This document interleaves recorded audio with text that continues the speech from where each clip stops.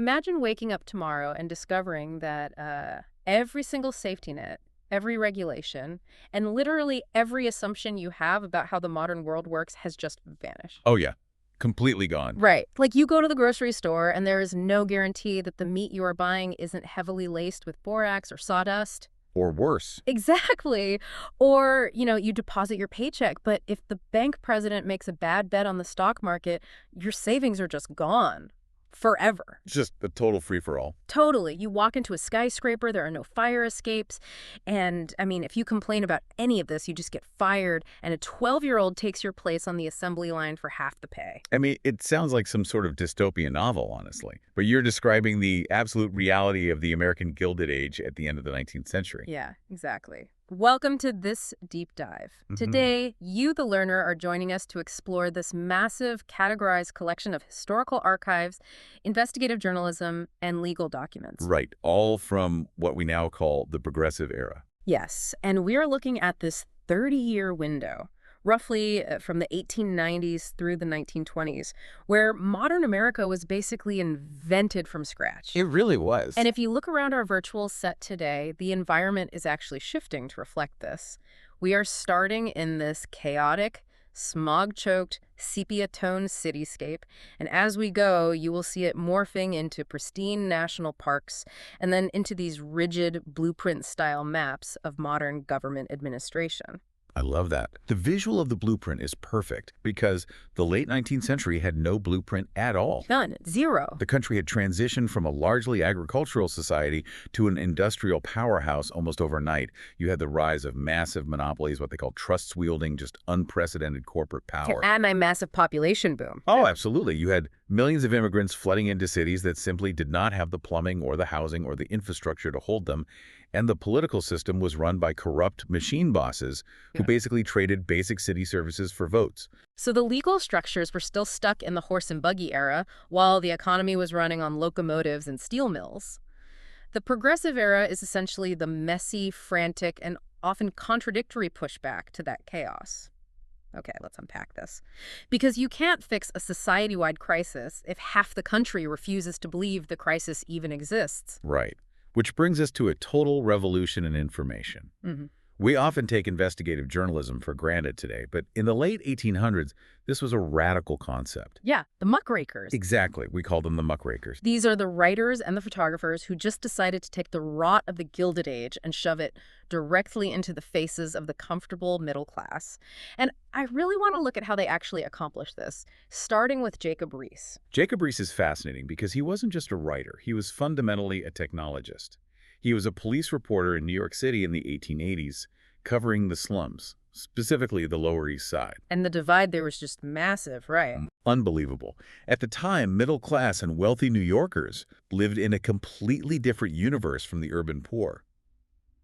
They might read a dry municipal report about overcrowding, but they never ventured into the tenements. It was totally out of sight, out of mind. So Riis decides to bring the tenements to them, but how do you photograph the inside of a building that has no electricity and barely any windows? Oh, you use a brand new, highly volatile invention called Blitz pulver. Which is? Magnesium flash powder. Yeah. Riis would literally walk into these incredibly dark, unventilated, overcrowded tenement rooms, sometimes in the middle of the night, set up his camera, and ignite a frying pan full of this explosive powder. Wow. It must have sounded like a gunshot. It was terrifying and incredibly invasive. The flash would blind everyone in the room for a few seconds. He would capture the image of families crammed together in absolute squalor or children sleeping in alleyways, and then he would just leave before they fully realized what had happened. That is wild. Yeah, and he compiled these images into a book in 1890 called How the Other Half Lives. And the impact is just visceral. It is one thing to read a statistic about poverty, but it is entirely different to look into the exhausted eyes of a 9-year-old child working in a sweatshop, rendered in stark black and white. Exactly. The middle class couldn't look away anymore. Right. So what was the actual result of that? The crucial takeaway from Riis's work is the immediate legislative reaction. The public shock was so profound that it gave political cover to reformers in New York to pass the Tenement House Act of 1901. Which fundamentally changes how cities are built, right? Completely. The act outlawed the construction of the infamous dumbbell tenements. Those were the long, dark boxes, right? Yeah, buildings that were essentially just long, dark boxes with virtually no air circulation. The new law mandated that new buildings must have outward-facing windows in every room, indoor plumbing, proper ventilation, and fire safeguards. That is a huge shift. It really was. It established the principle that the free market could not be trusted to provide safe housing, so the state had to intervene. So Riis uses photography as a weapon against poverty, but then you have Ida Tarbell, who takes completely different path. She doesn't use flash powder, she uses forensic accounting. Oh, yes. She goes after the biggest monopoly on Earth, Standard Oil. Ida Tarbell's takedown of the Standard Oil Company is arguably the most consequential piece of investigative journalism in American history. Standard Oil, which was run by John D. Rockefeller, controlled roughly 90% of the oil refining in the United States. Which is just a staggering number. I always hear about Rockefeller being a ruthless monopolist, but how did he actually do it? The sources mention secret rebates, but what is the actual mechanism there? How do you choke out every other business in the country? Well, the secret is the railroads. Standard Oil produced so much oil that Rockefeller could go to a railroad company and guarantee them a massive, steady volume of freight. Okay. In exchange for that guaranteed business, Rockefeller demanded a secret discount, a rebate on his shipping rates. Right, a volume discount makes sense in business. That doesn't sound entirely evil on its own. But he didn't stop there.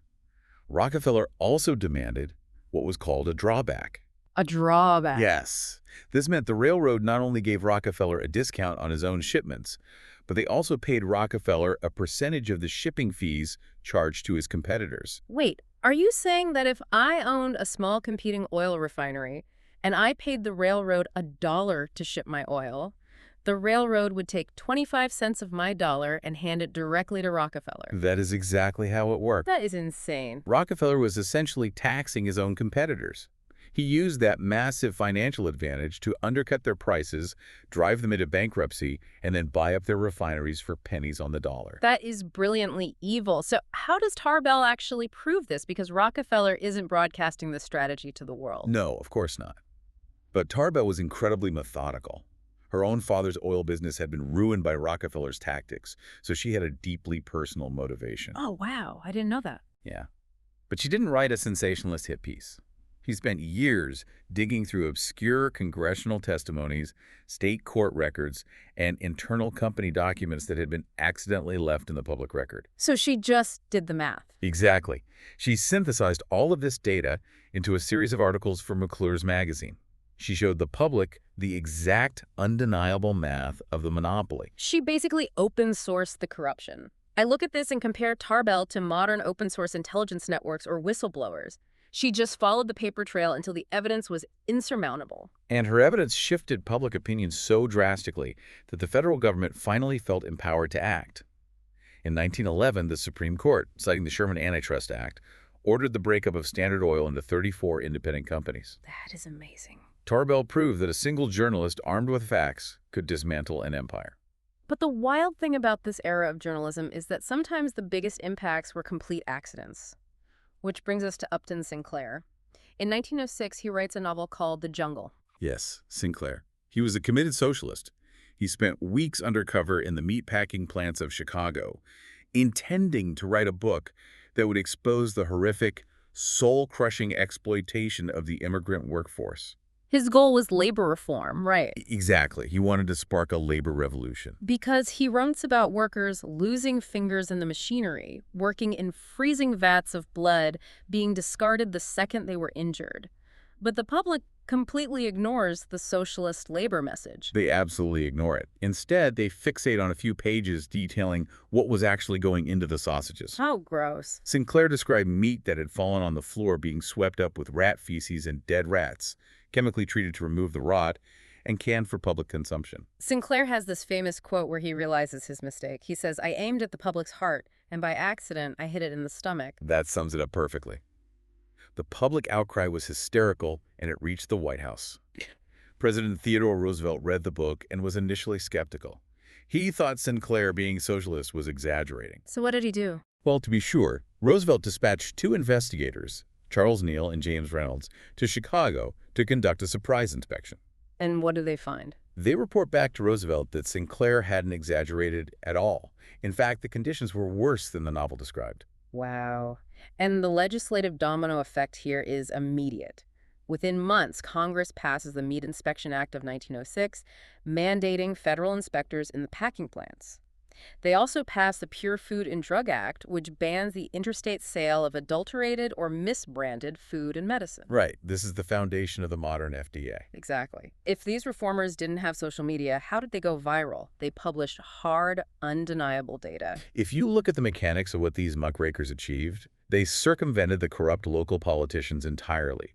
They used mass circulation national magazines to appeal directly to the middle class, creating a unified national outrage that forced the federal government to establish basic consumer protections. And this connects right back to you listening right now. Why should you care? Every time you check a food label or trust that a building has a fire escape, you are relying on the legacy of the muckrakers. Absolutely. But exposing the filth of the Gilded Age was really only step one. A journalist can tell you the factory is dangerous, but an article doesn't stop the machines. So how did the people actually on the factory floor take back control? They had to organize. Yeah. And the transition from exposing the problem to fixing it was incredibly violent. The industrial workplace of the era was a slaughterhouse. Literally. There was no workers' compensation, no minimum wage, no safety standards, and 12 to 14-hour workdays were the norm. When workers attempted to form labor unions to demand basic human dignity, corporate management responded with brutal, militarized force. The sources outline some major conflicts here. Let's look at the uprising of the 20,000 in 1909. This is in New York City, and what blows my mind is the demographic here. This massive strike isn't led by burly coal miners or steel workers, it is led by teenage girls. Primarily young immigrant women from Eastern Europe and Italy working in the garment industry. They were making shirtwaists, which were popular blouses at the time. And the conditions were terrible. Horrific. They were working in sweatshops, often locked inside their factories, having to pay for their own needles and the electricity to run their sewing machines. So 20,000 of them walk out. Yes, guided by the International Ladies Garment Workers Union, or the ILGWU, and they faced immediate vicious pushback.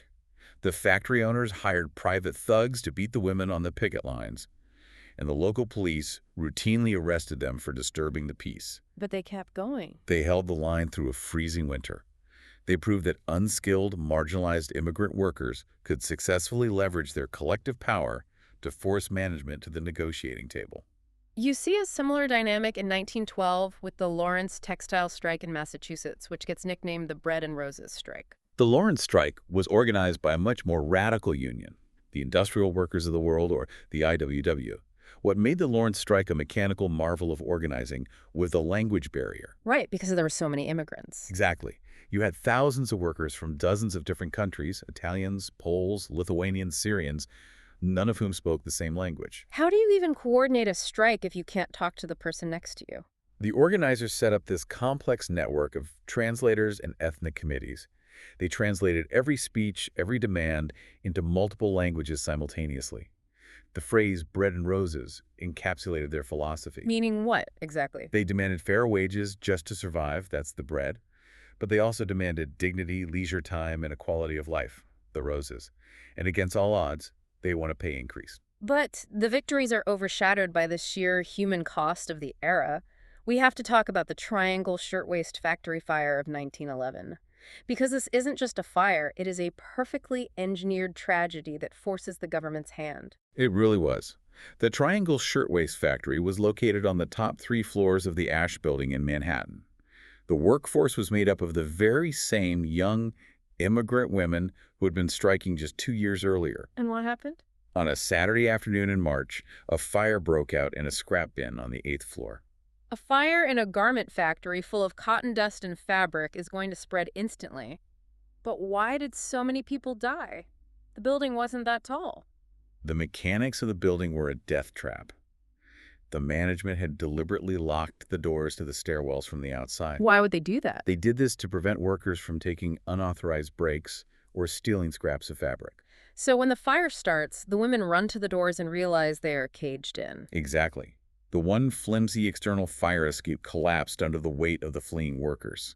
The fire department's ladders were too short, they only reached the 6th floor.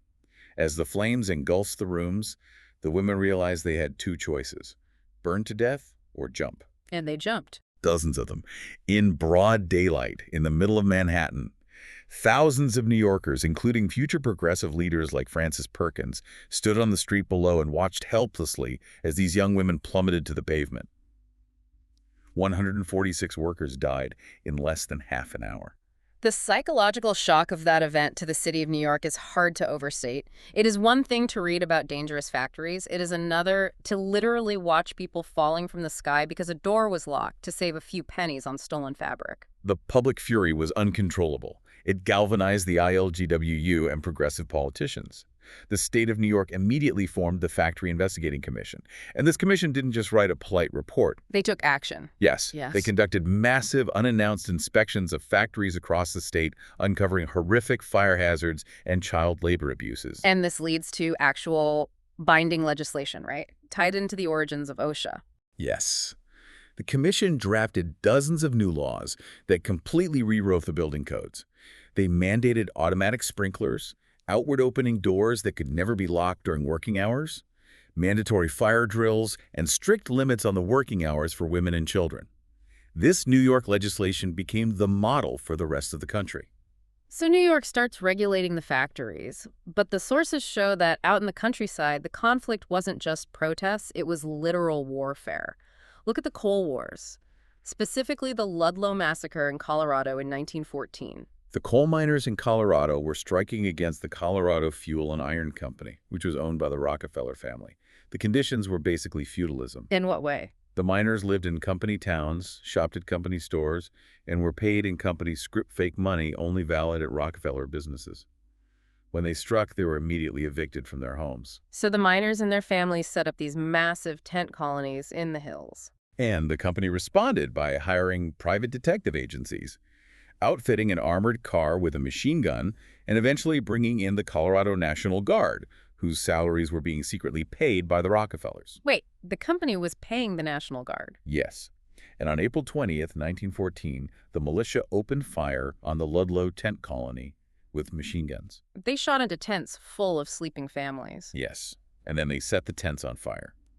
At least 21 people were killed, including women and young children who had hidden in pits, dug beneath the tents to escape the bullets, and ended up suffocating from the smoke.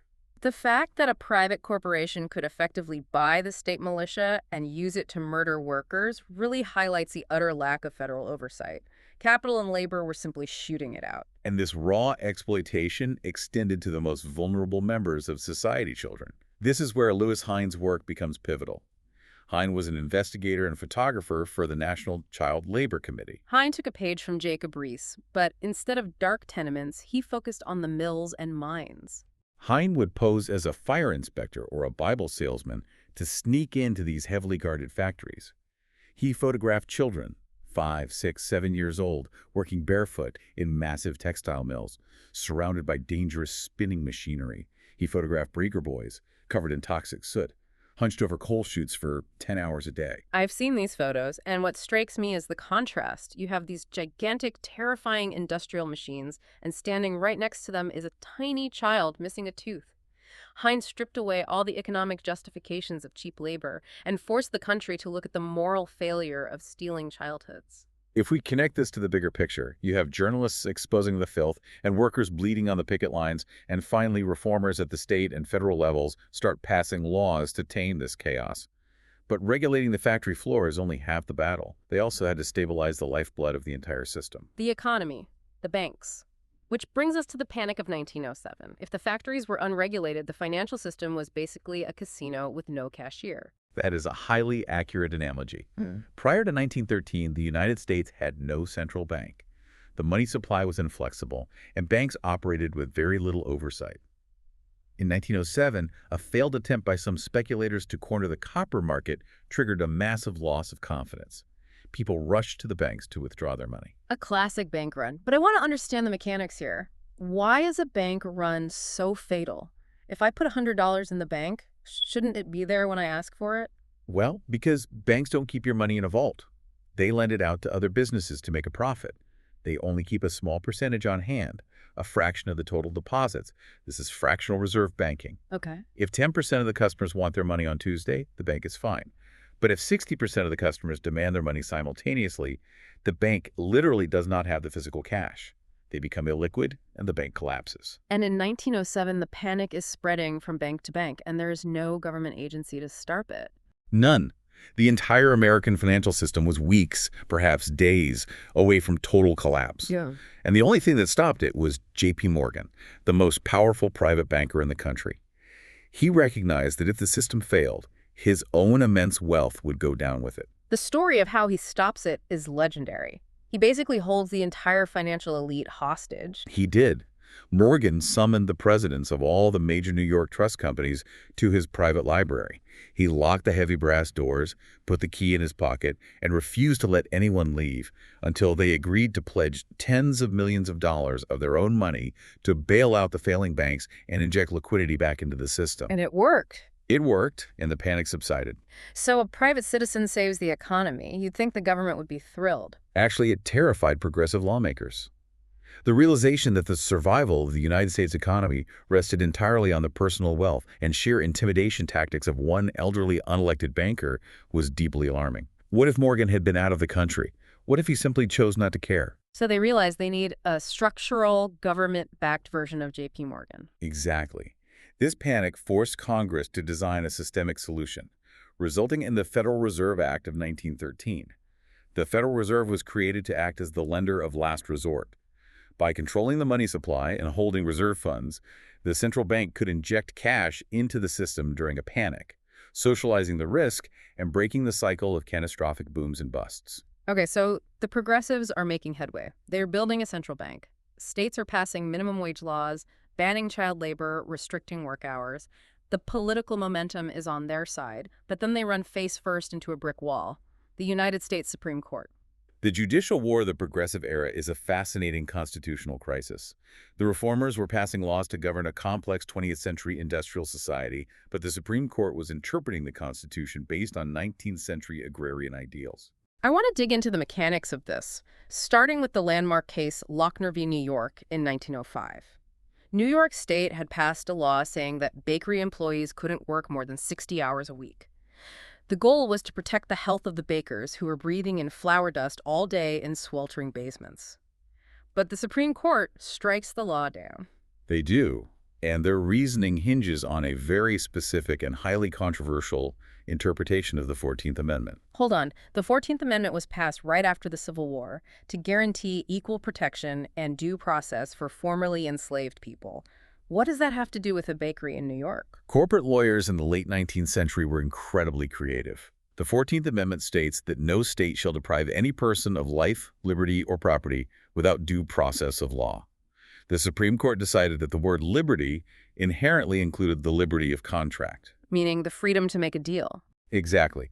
The court ruled that an employer and an employee have a fundamental constitutional right to negotiate the terms of their labor without state interference. If a baker wants to work 80 hours a week, and the bakery owner wants to hire him for 80 hours, the state of New York has no constitutional right to intervene. But that ignores the entire reality of the Gilded Age. There is no freedom of contract when a massive, wealthy corporation is negotiating with a starving immigrant who has a family to feed. The worker has zero leverage. It is either accept the 80-hour week or starve. The progressives made exactly that argument. They argued that freedom of contract was a legal fiction designed to protect corporate power. The Lochner decision infuriated reformers because it effectively paralyzed the state's ability to enact basic labor protections. But then, just 3 years later, in 1908, you get Muller v. Oregon. Oregon passes a law limiting women working in laundries to a 10-hour workday. By the logic of Lochner, this should be struck down immediately. But the Supreme Court upholds it. Why the sudden flip? Because of the brilliant, albeit highly gendered legal strategy of a lawyer named Louis Brandeis, who would later join the Supreme Court himself. Brandeis knew that arguing legal precedent wouldn't work, so he invented a new type of legal argument, which became known as the Brandeis brief. How does that work mechanically? In a standard legal brief, you cite previous court decisions and constitutional clauses. In the Brandeis brief from Muller v. Oregon, he included only 2 pages of traditional legal argument. And the rest? The remaining 100 pages were filled with sociological data, medical reports, and factory inspection logs, detailing exactly how long hours physically damaged the reproductive systems and pelvic bones of women. He essentially overwhelmed the court with science. He argued that because women were the mothers of the race, the state had a compelling, overriding interest in protecting their physical well-being, even if it meant violating the freedom of contract. So the court upholds the labor law, but only by relying on deeply paternalistic views that women were physically frailer and their primary value to the state was reproductive. It was a massive strategic victory for reformers at the time, but it set a legal precedent that treated women as a separate, weaker class of citizens, which would cause immense friction with the feminist movement later on. And the Supreme Court's unpredictability doesn't stop there. In 1916, Congress passes the Keating-Owen Labor Act. It is a huge federal ban. If a factory employs children, they cannot sell their goods across state lines. The progressives are celebrating. But in 1918, in Hammer v. Dagenhart, the Supreme Court strikes it down. The court's logic here rested on the Commerce Clause. The Constitution gives Congress the power to regulate interstate commerce. But the court ruled that manufacturing and production are purely local activities happening within the borders of one state. Therefore, regulating the age of the workers inside the factory was a state issue, not a federal one. So wait, the government could bust a massive trust like Standard Oil, but it couldn't stop a factory from employing an 8-year-old. It feels like the Supreme Court is just acting as a referee who changes the rules depending on who has the ball. To the reformers, it felt exactly like that. The judicial war demonstrated that passing a law was useless if the judges interpreted the Constitution to favor capital over labor. This frustration forced the progressives to realize that if they wanted to truly fix society, they couldn't just fight in the factories or the courtrooms. They needed a different approach. Right. They had to fundamentally change the environments where people lived, and they had to change the mechanisms of government itself. So the focus shifts from the factory to the neighborhood. The progressives start treating the modern city as an urban laboratory. And the ground zero for this experiment is the settlement house movement. The most prominent example is Hull House, founded by Jane Addams in Chicago in 1889, alongside similar institutions like the Henry Street Settlement in New York, founded by Lillian Wald. When I first heard the term settlement house, I pictured a soup kitchen or a homeless shelter. But the sources show that is fundamentally incorrect. Completely incorrect. The settlement houses were usually large buildings situated right in the middle of the most impoverished, overcrowded immigrant neighborhoods. The core philosophy was that the reformers, usually highly educated middle-class women, would literally settle there. They actually moved in. Yes. They lived in the neighborhood alongside the people they were trying to help. They weren't commuting in to do charity work and then retreating to the wealthy suburbs. No, they were embedded. And the services they provided were astonishingly comprehensive. Hull House had a kindergarten, a public bathhouse, a theater, a library, English language classes, and an employment bureau. But more importantly, they were intellectual hubs. They were basically conducting real-time sociology. Exactly. Jane Addams and the women of Hull House systematically mapped the poverty of their neighborhood. They recorded data on typhoid outbreaks, infant mortality rates, and sanitation failures. They weren't just treating individual symptoms, they were using scientific data to prove that diseases and crime were the result of a toxic environment, not personal moral failure. And Lillian Wald at the Henry Street Settlement essentially invents modern public health nursing. She realizes that treating a sick child doesn't work if you send them back into a tenement with no running water. The settlement houses were building the intellectual framework for what would eventually become the modern welfare state. This deep belief in data and scientific expertise also drove a massive revolution in American medicine during this exact same period, catalyzed by the Flexner Report of 1910. Let's look at the mechanics of this, because medical care back then was terrifying. Before 1910, medical education in the United States was largely unregulated. You had a few elite university programs, but the vast majority of doctors were trained at proprietary for-profit medical schools. These were essentially diploma mills. Really? Oh yeah. Many didn't require a high school diploma for admission, they had no laboratories, and the curriculum was often based on outdated tradition or outright quackery. So the Carnegie Foundation hires Abraham Flexner, an educator, to travel the country and investigate every single medical school. And his report is a devastating indictment of the system. Flexner argued that medicine must be firmly rooted in the scientific method, biology, chemistry, rigorous clinical training. He recommended that medical schools be absorbed by major universities and subjected to strict licensing standards. The result is that state boards start adopting his recommendations, and hundreds of these subpar medical schools are forced to shut down. The quality of American medicine skyrockets. It does, but there is a severe unintended consequence that we must highlight. By demanding massive financial investments for laboratories and university affiliations, the Flexner reforms effectively closed almost all of the medical schools that served black students and female students. Oh, wow. Yeah. While the report standardized the scientific quality of medicine, it severely damaged the diversity of the medical profession for generations. It is the double-edged sword of the progressive obsession with standards. They wanted everything optimized, clean, and efficient. And this obsession with efficiency had a name: scientific management, pioneered by an engineer named Frederick Winslow Taylor. Taylorism is perhaps the defining philosophy of the era. Frederick Winslow Taylor believed that the traditional rule-of-thumb methods of labor were incredibly wasteful. He believed there was one best way to execute any physical task, and that this way could be discovered through rigorous scientific measurement. He would literally stand on a factory floor with a stopwatch. He conducted time and motion studies. For example, he studied men shoveling coal. He experimented with different sizes and shapes of shovels and timed how long it took workers to lift the coal, the exact angle of their arms, the length of their rest breaks. He analyzed every single movement. Every single one. He calculated that a worker was most efficient when moving exactly 21.5 pounds of material per shovel load. So management buys shovels that hold exactly 21.5 pounds, and they force the workers to move like robots to match the stopwatch. Exactly. The worker was stripped of their autonomy and craftsmanship. They were reduced to a biological cog in an optimized machine. It vastly increased industrial productivity, but it was psychologically and physically exhausting for the workforce. But the wild thing is that the progressives looked at this factory stopwatch philosophy and decided to apply it to running the government. They look at the corrupt, machine-run cities and say, we don't need politicians, we need engineers. This municipal reform movement is catalyzed by a massive natural disaster, the Galveston hurricane of 1900. Galveston, Texas gets practically wiped off the map. Thousands of people die. The infrastructure is completely destroyed. And the traditional city government, a mayor and a city council made up of local ward bosses, is completely paralyzed. They have no technical expertise, and the old system of trading political favors is useless for rebuilding a devastated power grid or managing sanitation for thousands of refugees. So the state legislature basically suspends the local democracy. They replace the politicians with a commission. They install a 5-member commission made up of business leaders and engineers. Instead of a politician overseeing the whole city, you have an expert in civil engineering given total authority over the water supply. You have a finance expert running the budget. The city was run like a corporation with a board of directors. And it is so relentlessly efficient at rebuilding the city that this commission model spreads rapidly across the country.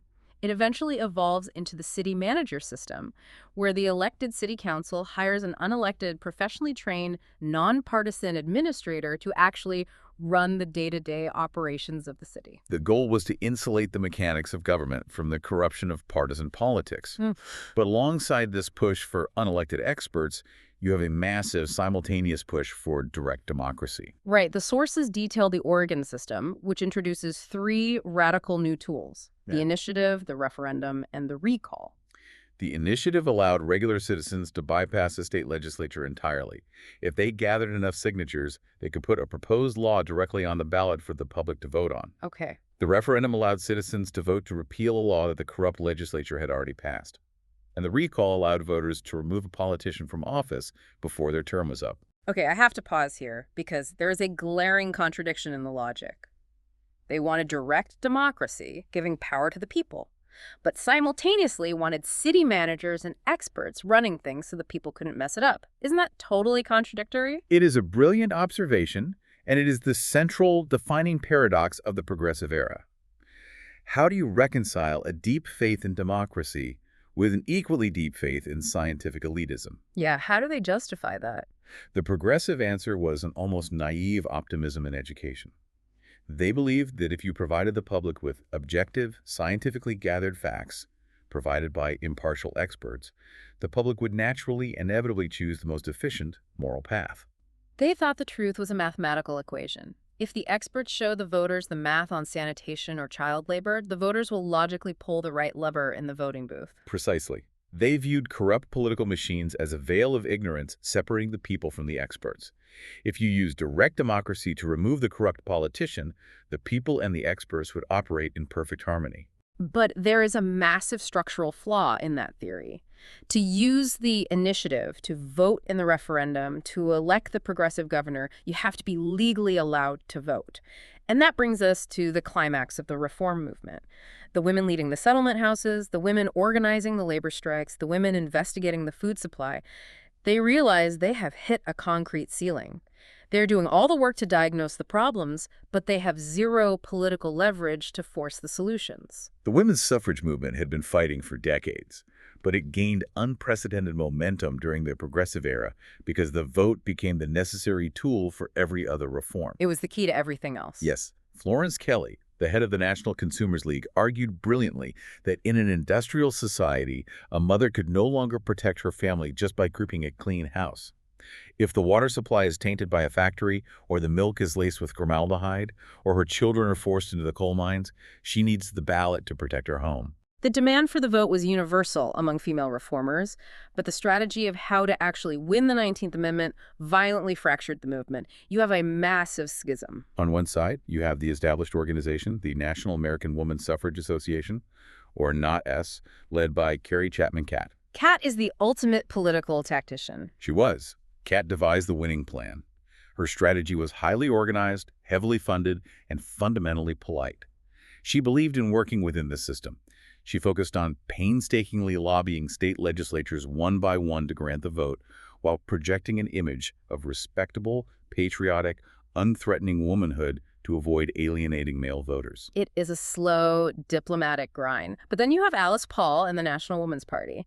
Alice Paul had spent time in England observing the British suffragettes who were throwing rocks through windows and blowing up mailboxes. She comes back to America and looks at Catt's polite strategy and decides it is far too slow. Alice Paul brought radical, direct action to the American suffrage movement. She didn't want to beg state legislatures. She wanted a federal constitutional amendment immediately. In 1917, she organized the Silent Sentinels.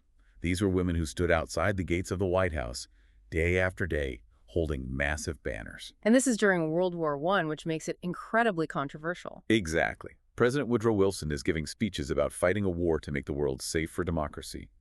Alice Paul's banners threw his words right back in his face, pointing out the absolute hypocrisy of fighting for democracy in Europe while denying it to 20 million women at home. The government is humiliated, so they crack down. The police start arresting the suffragists for obstructing traffic. Which was absurd, as they were standing silently on the sidewalk. But the judges imposed harsh sentences, and dozens of women were sent to the Occoquan workhouse in Virginia. When they arrived, they demanded to be treated as political prisoners. When the warden refused, Alice Paul and several others went on a hunger strike. And the government's response is brutal. The authorities responded with force feeding. Guards would hold the women down, force tubes up their noses or down their throats, and pour liquid food into their stomachs, often causing internal bleeding and severe trauma. During the infamous Night of Terror in November 1917, guards systematically beat and tortured several of the imprisoned suffragists. But the government miscalculated because word of the torture leaks to the press, and suddenly the public is horrified. The optics were disastrous for President Wilson. You had this powerful two-pronged attack. Alice Paul was the radical edge, providing the necessary friction, keeping the issue in the headlines, and making the government look barbaric. Meanwhile, Carrie Chapman Catt was the diplomatic force, sitting in the back rooms, giving Wilson a politically acceptable, respectable partner to negotiate with. And this combined, unrelenting pressure ultimately forces Congress to pass and the states to ratify the 19th Amendment in 1920, guaranteeing women the right to vote. But before we get to 1920, we have to look at the election where all of these swirling forces of reform, labor, scientific expertise, and massive corporate power collide in a single epic showdown, the election of 1912. The election of 1912 is, without exaggeration, the most significant ideological debate in American electoral history regarding the fundamental role of the federal government. Here's where it gets really interesting. You have a four-way race, and every single candidate represents a completely different philosophy on how to manage modern America. Let's break down the mechanics of these platforms, starting with the incumbent William Howard Taft. Taft is the Republican candidate, representing the conservative, constitutionalist wing of the party. Now, Taft actually initiated more antitrust lawsuits than his predecessor, but he fundamentally believed that the executive branch was overstepping. He wanted to pull back a bit. Yes. He believed the government must strictly adhere to the letter of the law, and that change should be slow, deliberate, and entirely managed by the courts, not by the passions of direct democracy. On the far opposite end of the spectrum, you have Eugene V. Debs running as the Socialist Party candidate. And we just need to lay out what his platform was, strictly as a historical framework. Debs represents the radical labor perspective born out of the strikes we discussed. His platform was straightforward. Regulating the massive monopolies was impossible because the system itself was structurally corrupt. So what was his solution? Debs argued that as long as there was private ownership of major industries like railroads, coal, and utilities, the worker would be exploited. His solution was the democratic public ownership of the economy's commanding heights. But the real heavyweight title fight in 1912 is between the remaining two candidates. You have Woodrow Wilson, the Democrat, running on a platform called the New Freedom, and you have former President Theodore Roosevelt, who literally split the Republican Party in half to form the Progressive Party, the Bull Moose Party, running on the New Nationalism. The debate between Wilson and Roosevelt is profound. It is a debate over the sheer scale of the American economy. Woodrow Wilson's New Freedom argued that monopolies were inherently bad. Not just economically bad, but morally bad, because giant corporations corrupted the political process and crushed the individual entrepreneur. So Wilson's solution is to break them up. Yes. Wilson wanted to use strict antitrust laws to smash the giant monopolies and return the country to a decentralized economy of small businesses and open, fair competition. He actually wanted a smaller federal government overall, but one that acted as a strict referee to ensure nobody got too big. Wilson says big is bad. What does Roosevelt say? Roosevelt's new nationalism argued the exact opposite. Roosevelt looked at the immense industrial combinations, the steel trusts, the railroads, and said, this is inevitable. He believed that the era of small business was dead and gone. Massive corporations were simply the natural, efficient result of modern industrial economics, and trying to break them up was like trying to put toothpaste back in the tube. If you can't break them up, how do you stop them from exploiting the workers like they did at Ludlow? Roosevelt's answer was to build a federal government just as massive and just as powerful as the corporations. Since big business was inevitable, you needed a colossal executive branch managed by scientific experts with the power to aggressively regulate the trusts, guarantee minimum wages, protect labor rights, and engineer social justice from the top down. So Wilson wants to break the corporations down to fit the size of the government, and Roosevelt wants to inflate the government up to manage the size of the corporations. It's fascinating how those two philosophies still echo in our politics today. Ultimately, Woodrow Wilson wins the presidency, largely because the Republican voter base was fatally split between Taft and Roosevelt. And Wilson's victory gives him the mandate to pass monumental legislation like the Federal Reserve Act and the Clayton Antitrust Act. The progressives are engineering society. They are applying logic, science, and government power to make the nation safe, efficient, and orderly. But, and this is a massive structural but, the source material makes it undeniably clear that this vision of an efficient, reformed society had a terrifyingly dark underside. This raises an important question. The drive to organize and control often resulted in ruthless exclusion. It is like they built a beautiful modern house but intentionally locked half the population in the basement. How did reformers reconcile fighting for human rights in factories while stripping them away at the ballot box? The timeline of the progressive era aligns perfectly with the hardening of Jim Crow segregation and the systemic disenfranchisement of Black Americans in the South. The legal foundation for this is cemented in 1896 with the Supreme Court case Plessy v. Ferguson. The court establishes the doctrine of separate but equal, effectively giving a constitutional green light to state-mandated segregation in every aspect of public life. But it wasn't just laws being passed. The social order was maintained through horrific, coordinated violence. The sources specifically cite the Atlanta Race Massacre of 1906 and the Springfield Race Riot of 1908. In both instances, false rumors of crime sparked massive white mobs to attack Black communities, destroying businesses, burning homes, and murdering citizens with impunity. And this physical violence was reinforced culturally. most notably with the release of the blockbuster film The Birth of a Nation in 1915, which glorified the Ku Klux Klan and directly spurred its national revival. What's deeply troubling in the sources is how many prominent white progressive reformers either ignored this violence or actively accommodated it. They often justified segregation using progressive language, arguing that keeping the races separate was a way to maintain social order and reduce friction. Southern states used literacy tests and poll taxes to strip black men of the right to vote, and they often framed these tactics as reforms designed to clean up election corruption by removing uneducated voters. For many white reformers, their definition of the public that needed protecting simply did not include black Americans. However, this oppressive environment catalyzed fierce, brilliant civil rights resistance. Out of the ashes of the Springfield riot and building upon the earlier Niagara movement, the National Association for the Advancement of Colored People, the NAACP, was founded in 1909. And within the black community, you have a massive intellectual debate on how to survive and dismantle this system. You have Ida B. Wells, who operated much like the muckrakers we discussed earlier. Ida B. Wells was a pioneering investigative journalist who single-handedly exposed the true mechanisms of lynching. The white establishment often justified lynchings by claiming they were punishments for crimes. Wells gathered extensive data and proved that lynchings were actually a tool of domestic terrorism used to enforce economic intimidation and maintain white political control. Then you have Booker T. Washington, who advocates for a different path. Washington was born into slavery and became the head of the Tuskegee Institute. He argued for a strategy of economic self-reliance and vocational education. His philosophy was that direct political agitation for civil rights would only provoke more white violence. He wanted to build economic power first. He believed that if black Americans focused on acquiring industrial skills and property, they would eventually prove their economic indispensability and political rights would naturally follow.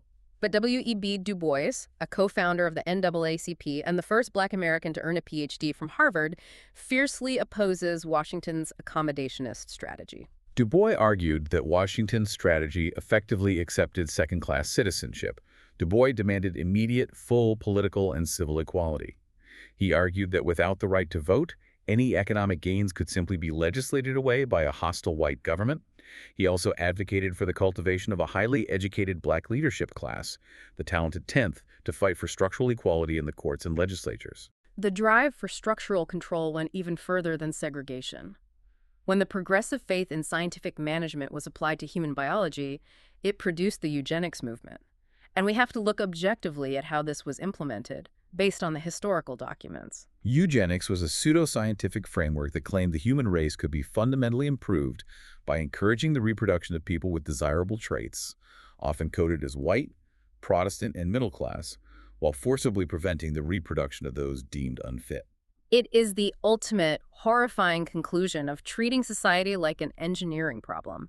If a factory manager can throw away a defective part, the eugenicist believes the state should throw away defective people. They viewed poverty, criminality, and mental illness not as failures of the environment, but as genetic contamination. And this wasn't a fringe theory. It was embraced by major universities, prominent reformers, and lawmakers. The sources highlight the chilling culmination of this ideology in the 1927 Supreme Court case, Buck v. Bell. What are the mechanics of this ruling? The state of Virginia had passed a law authorizing the compulsory forced sterilization of inmates in state institutions who were deemed feeble-minded. Carrie Buck, a young woman who had been committed to an institution after being raped, was selected as the test case. The Supreme Court upheld the sterilization law in an 8-1 decision. The majority opinion was written by Justice Oliver Wendell Holmes, Jr., who is often revered as a progressive legal icon. Yes, and he wrote one of the most infamous lines in Supreme Court history. In upholding the forced sterilization, Holmes wrote, "3 generations of imbeciles are enough." That ruling provided federal legal cover for states to forcibly sterilize tens of thousands of marginalized Americans, disproportionately women of color and the poor, over the next several decades. The same impulse to scientifically engineer the population drove a massive wave of immigration restriction. The era saw millions of immigrants arriving from Southern and Eastern Europe and from Asia, and the progressive response was increasingly focused on closing the doors to maintain the purity of the nation. We see this through a series of escalating exclusions. It began with the Chinese Exclusion Act of 1882, the first major law to explicitly ban immigration based on race and nationality.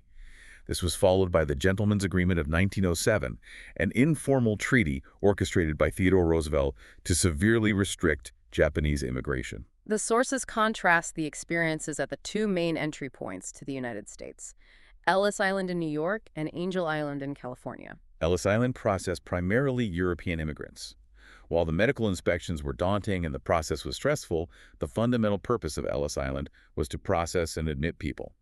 The vast majority made it through in a few hours. Angel Island in San Francisco Bay processed primarily Asian immigrants, and its fundamental purpose was enforcement and exclusion. A completely different experience. Immigrants at Angel Island faced hostile, incredibly detailed interrogations designed to catch them in lies and deport them. They were often detained in cramped, prison-like conditions for weeks, months, or even years. And this restrictionist fever culminates in the Immigration Act of 1917. The 1917 Act utilized a classic progressive tool, a test.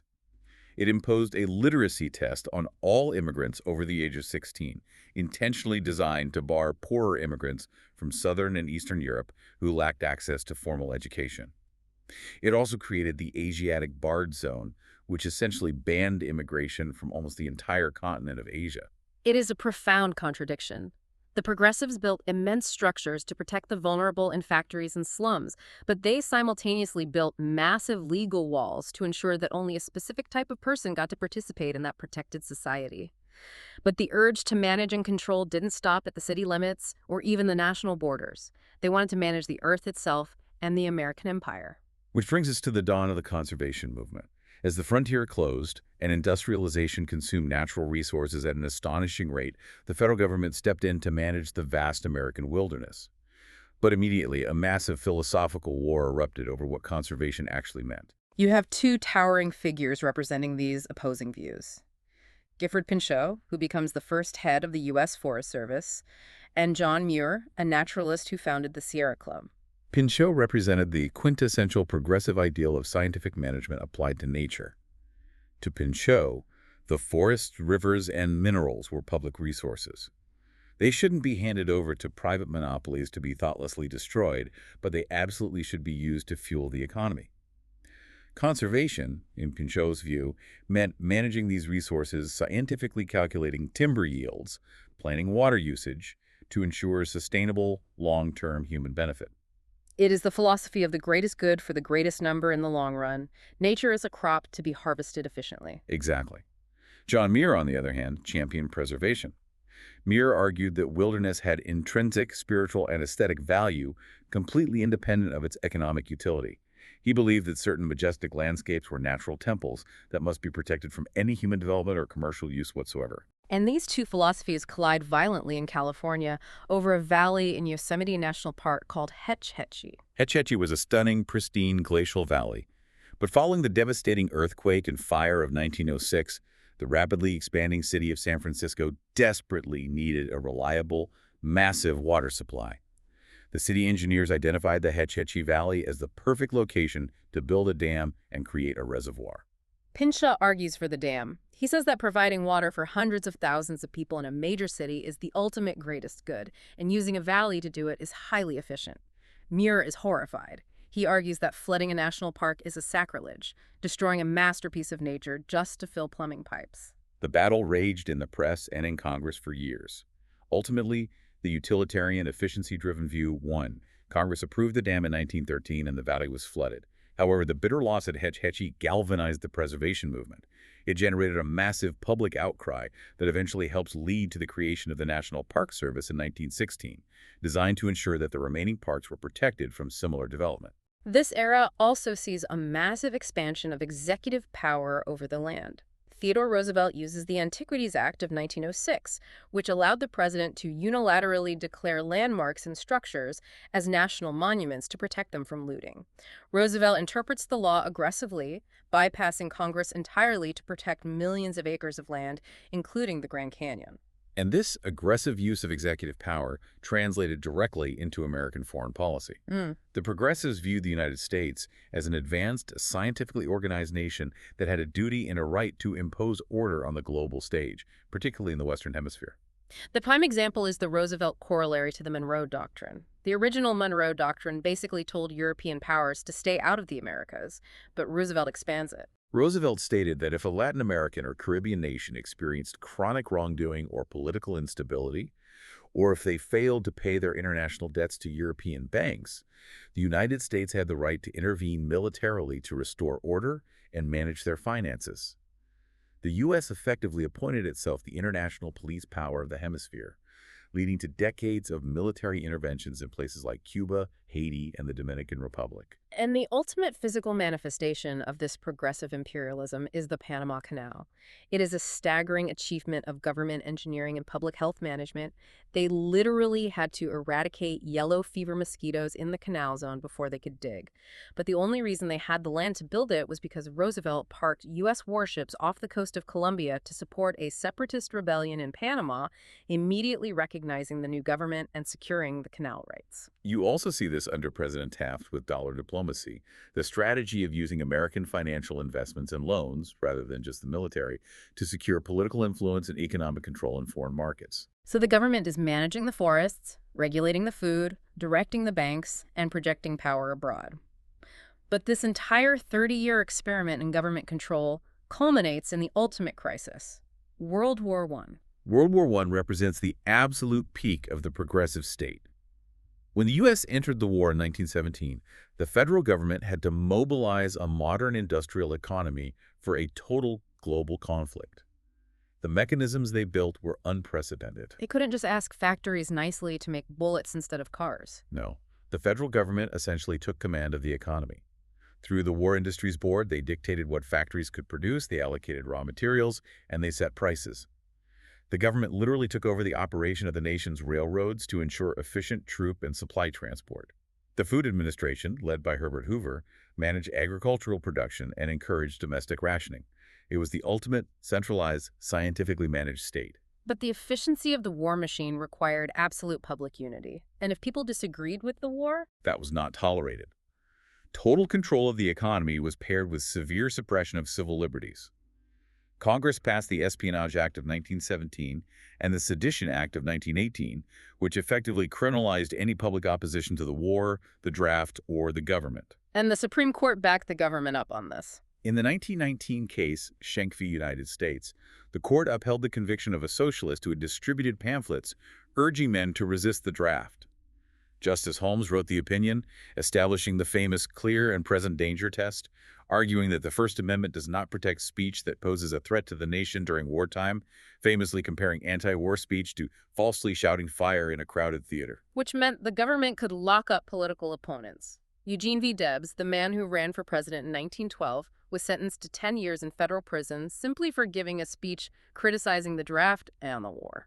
And amidst this wartime atmosphere of social control and moral crusading, the progressive era achieved its final, most sweeping reform, prohibition. The 18th Amendment. Driven by decades of organizing by the Women's Christian Temperance Union and the Anti-Saloon League, the government banned the manufacture, sale, and transportation of intoxicating liquors. To the reformers, this was the ultimate triumph of efficiency and morality. They believed that by outlawing alcohol, they could eradicate poverty, domestic violence, workplace accidents, and the corrupt political machines that operated out of the saloons. But prohibition ends up fueling the massive rise of organized crime and the exhaustion of the war, the harsh crackdowns on dissent, and the fatigue from 30 years of relentless government intervention cause the public to pull back. The nation retreats into the more conservative, business-friendly era of the 1920s. The progressive era burned incredibly bright, fundamentally reshaped the country, and then collapsed under the weight of its own contradictions. So what does this all mean for us today?